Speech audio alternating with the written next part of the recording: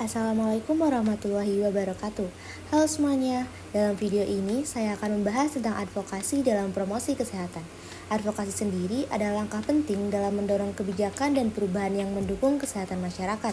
Dalam video ini, saya akan menjelaskan tentang pengertian advokasi, tujuan advokasi, sasaran advokasi, manfaat advokasi, metode menyiapkan bahan advokasi, tahapan dalam pelaksanaan advokasi, dan yang terakhir adalah contoh advokasi dalam bidang kesehatan.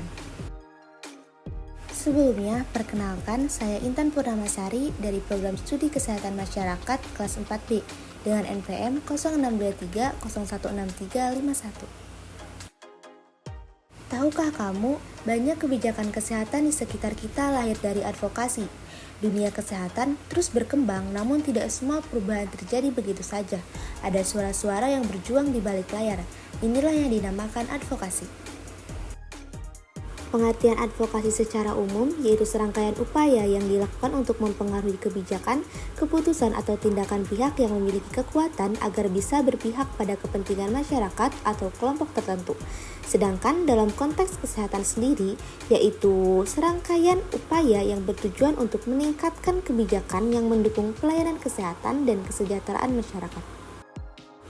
Lalu apa tujuannya? Jadi, advokasi bukan sekedar menyuarakan pendapat, tetapi memiliki tujuan yang jelas, yaitu mempengaruhi kebijakan agar lebih berpihak pada kepentingan publik, meningkatkan kesadaran pembuat kebijakan tentang isu tertentu, membangun komitmen dari pihak yang berwenang untuk mendukung suatu program atau kebijakan, dan yang terakhir, mendorong perubahan sosial dengan memperkuat peran serta masyarakat dalam pengambilan keputusan. Selanjutnya, siapa saja sih yang bisa menjadi sasaran advokasi? Yaitu ada pembuat kebijakan seperti pemerintah, DPR, pejabat daerah, dan lain-lain. Lalu ada pemangku kepentingan seperti lembaga swadaya masyarakat, akademisi, media. Dan ada masyarakat umum sebagai penerima manfaat dari kebijakan yang diadvokasikan. Dan yang terakhir ada sektor swasta yang dapat berperan dalam mendukung kebijakan melalui kemitraan. Advokasi dalam kesehatan memiliki manfaat besar seperti meningkatkan perhatian pemerintah terhadap isu kesehatan, mendorong adanya kebijakan yang lebih baik dan berkeadilan, memastikan alokasi anggaran yang memadai untuk sektor kesehatan, dan memberdayakan masyarakat dalam pengambilan keputusan terkait kesehatan. Sebelum melakukan advokasi, perlu ada persiapan matang. Berikut adalah langkah-langkah menyiapkan bahan advokasi. Yang pertama ada identifikasi isu. Jadi, tentukan isu yang akan diadvokasi, misalnya masalah kesehatan, pendidikan, atau lingkungan. Yang kedua, pengumpulan data.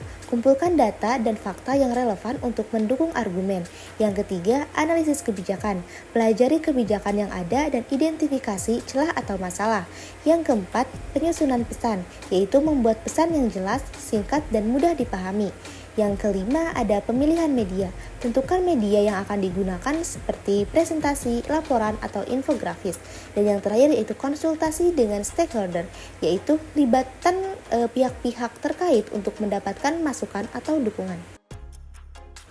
Setelah bahan advokasi disiapkan, langkah selanjutnya adalah menjalankan advokasi dengan tahapan sebagai berikut. Yang pertama ada perencanaan. Tentukan tujuan, sasaran, dan strategi advokasi. Yang kedua, pengumpulan data. Kumpulkan informasi dan bukti yang mendukung isu tersebut. Yang ketiga ada pembangunan koalisi. Bentuk aliansi dengan kelompok atau organisasi yang memiliki visi yang sama. Yang keempat ada penyampaian pesan. Sampaikan pesan advokasi kepada sasaran melalui media, pertemuan, atau kampanye yang sudah ditentukan sebelumnya. Yang kelima ada lobby dan negosiasi, itu melakukan pendekatan langsung kepada pembuat kebijakan. Dan yang terakhir ada monitoring dan evaluasi, pantauan perkembangan dan evaluasi hasil advokasi untuk perbaikan ke depannya.